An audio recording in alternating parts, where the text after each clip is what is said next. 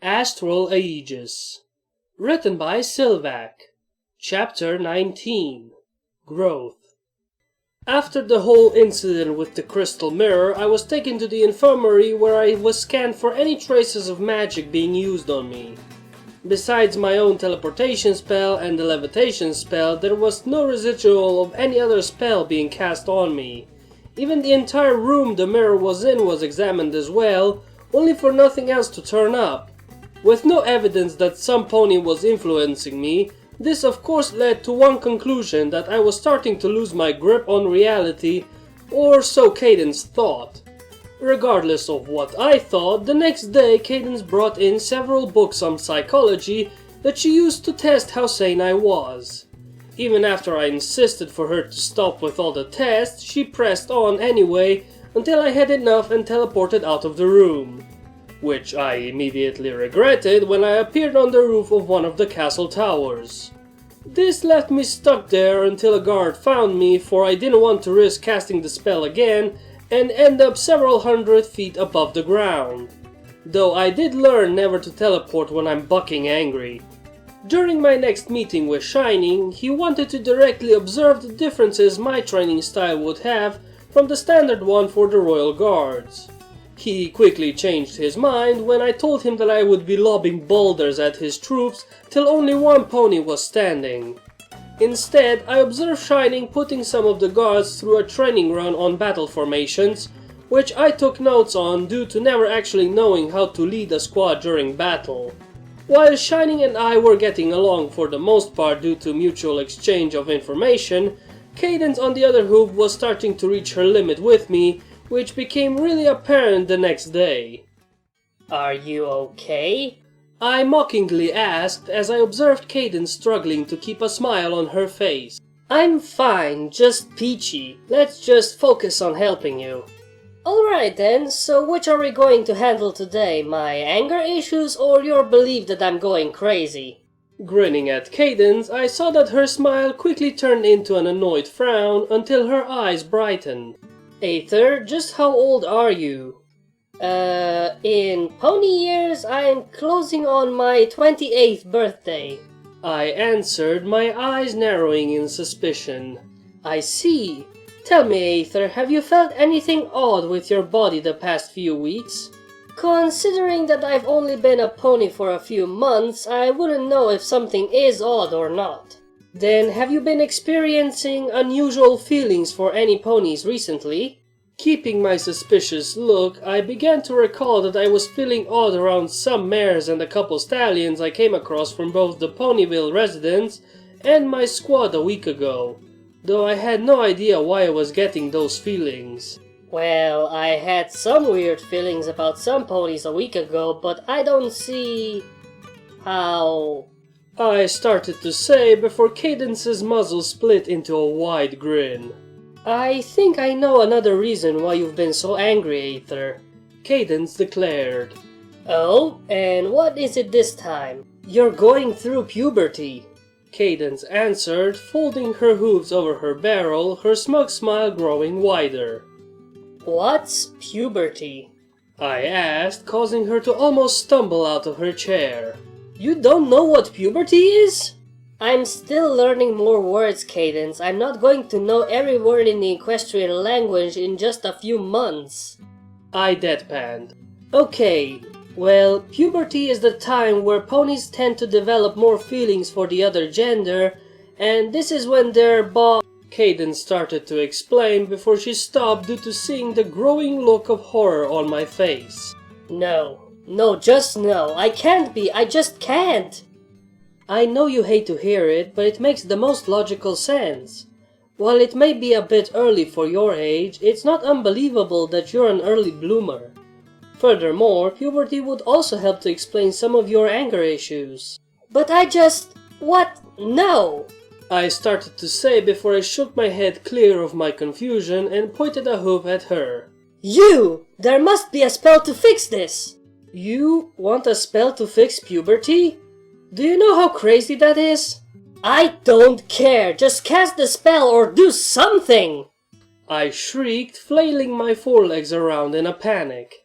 Aether, there's no spell that can fix this. There is nothing any pony can do about it. Besides, didn't you go through puberty? Judging by your reaction, I think you know, Cadence said before I rushed over to her and clamped my hooves onto her shoulders. I am not going to deal with heats! I screamed at the top of my lungs while shaking Cadence back and forth. I don't want to have feelings for stallions, nor do I want my head being influenced every time I'm in heat. I especially don't want to have... Aether, calm down! Cadence yelled, breaking my hold on her as she grabbed my own shoulders with her hooves, holding me still. Why are you so bothered by this? Hello, I was a male before I came here, princess. Do you think I'll be comfortable with something like mating with another male? Aether, you need to calm down! How can I be calm about something life-changing like puberty? Wait, I know the answer. I can't! Frowning, Cadence pulled away from me as she said, Aether, do what I do. Trust me, this will help you. She then proceeded with a breathing exercise that I saw Twilight do a couple times before. Considering that my mind was going all over the place after hearing that I might have hit puberty, I actually followed her instructions to the letter, repeating the exercise until I realized that it was working as I started to calm down a bit. Now, Aether, can you please tell me why you were panicking about puberty? Of all reactions, I didn't think you would react so badly to hearing the news that you're starting to mature into marehood.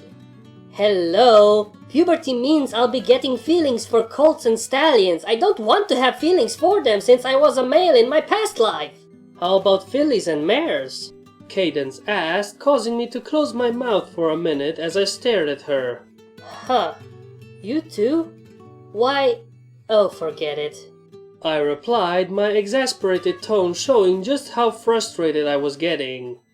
Cocking an eyebrow, Cadence pressed on.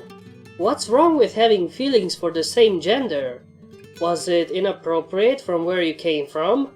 Well, for lower class species like my original one, yeah. Though the reason for that was trying to preserve the species when possible. Regardless, I do not want to deal with romance. Why do you have such an aversion to romance? Cadence asked, her look not only taking on one of shock but of hurt for some reason. It's just a mess. There's the showing of one's love, the things that ponies do in private, and oddly enough, the judging of other ponies. Oh, and the pain of losing your mate if they die, which is high in the job I used to have, which may be my future job too when I get old enough. I explained, my tone becoming sour at the end with the thought of leading a team into another dimension in the future. Aether, did you actually have any romantic feelings for any pony before you came to our world? No, I didn't had any of those feelings.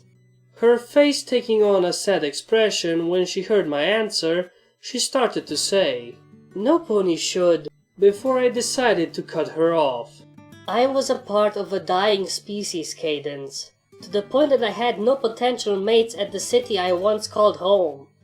And before you bring that up, the need to survive, the distrust all the poor class aliens had to one another, and the differences every species had with one another served to really prevent any pony from having feelings for a member of a different species.